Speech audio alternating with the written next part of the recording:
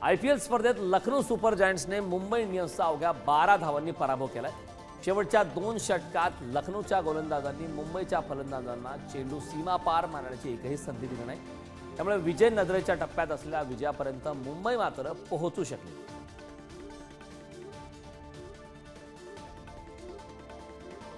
मुंबई संघात फूट पडल्याच्या चर्चांना सूर्यकुमार यादव याने फेटाळलं। सूर्यकुमार मुंबई क्रिकेट असोसिएशन सोडून इतर संघातून खेळणार अशा चर्चा रंगत होत्या। अफवा पसरवणारे पत्रकार आहेत की स्क्रिप्ट रायटर, असा सवाल त्याने समाज माध्यमांवर केला।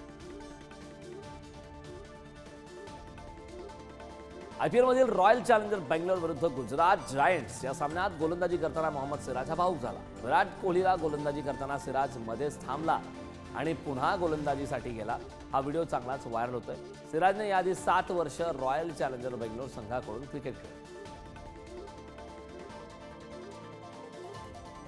गुजरात टायटन्सचा वेगवान गोलंदाज कगिसो रबाडा IPL सोडून मायदेशी परतलाय। त्यामुळे गुजरात संघाला मोठा धक्का बसला।